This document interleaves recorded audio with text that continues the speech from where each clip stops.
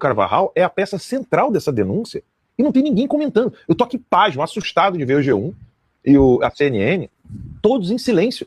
Não tem a palavra Carvajal.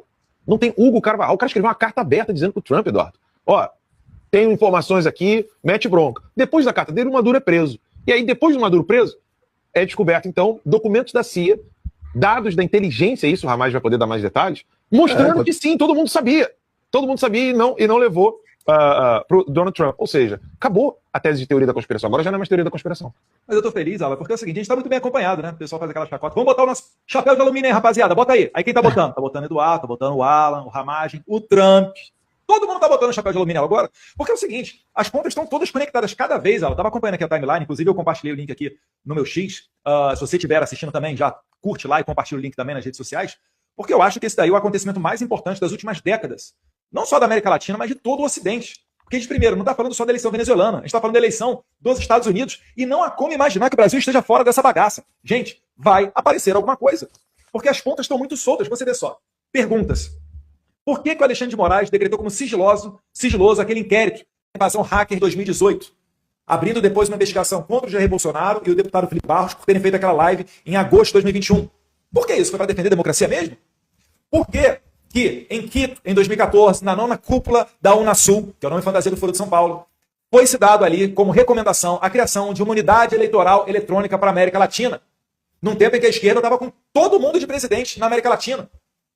Por que que Barroso, presidente do TSE, entrou dentro do Congresso Nacional para impedir a aprovação do voto impresso, que já havia sido aprovado 3 vezes anteriormente pelo Congresso Nacional e sempre tido como inconstitucional pelo STF? Por que que o Barroso fez isso em 2021?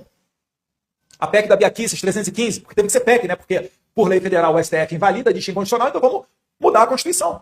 Então tudo os fios estão se conectando. Porque isso daí não é uma desconfiança exagerada. Por que a live do Fernando Serimedo foi tida como não pode ser assistida no YouTube para você que está no Brasil? Você precisa de um VPN para assistir. Por que ela foi bloqueada? Por que o TSE mudou, né, os seus dados depois da live do Fernando Serimedo? Eu estava fazendo uma pesquisa aqui para buscar esse dado da Unasul de 2014 de Quito. Eu só encontrei no Opera Mundi. Meu pai discursava muito, por isso que ficou na minha cabeça. Né? Meu pai lá atrás já alertava também. Outro que está botando chapéu de alumínio com a gente na data de hoje. E aí eu fui procurar no site oficial do governo. Eu não sei. Estava requerendo aqui, né, parecia que a matéria estava fora do ar e requeria autorização do administrador para entrar no site. Fiz uma pesquisa rápida aqui no Google. Eu não vou acusar o governo de ter deletado a matéria nem nada, mas estranho, né? Porque normalmente num site do governo fica aberto ao público. Essa notícia de Quito, em 2014, não está mais. Será que eles querem, não sei, dúvida sincera, será que eles querem tirar do ar essa questão que a Dilma sempre trabalhou pela unidade eletrônica eleitoral latino-americana? Por que o PT, até a eleição do Lula, em 2002, sempre desconfiou das urnas eletrônicas? Porque o Zé Dirceu criou, né, através de PL, pediu a criação de uma comissão externa para analisar as urnas eletrônicas. Isso sempre foi bandeira da esquerda, pessoal. É Leonel Brizola que começou no escândalo do Proconsult, em 82, a desconfiar da informatização do sistema eleitoral. Fez um escândalo na frente da Globo, conseguiu o direito de resposta, e essa sempre foi uma pauta do PDT, curiosamente, né, do Carlos Lupe, que entrou com uma ação contra o Bolsonaro por encontrar com embaixadores e contestar as eleições brasileiras. E essa foi a ação, primeira julgada, que botou o Bolsonaro inelegível no TSE, quando ainda estavam lá Benedito Gonçalves, missão dada, missão cumprida, Alexandre de Moraes e outros, mas botou o Jair Bolsonaro inelegível por 8 anos. Então tudo se encaixa, gente. Porque finalizando aqui, Alan Ramagem, né, Argolo, meu xará aí, Eduardo Lima e o Rogerinho. Porque não há como você entender que é prejudicial para uma sociedade que se diz democrática haver mais transparência eleitoral. Quem perde e quem ganha com mais transparência eleitoral.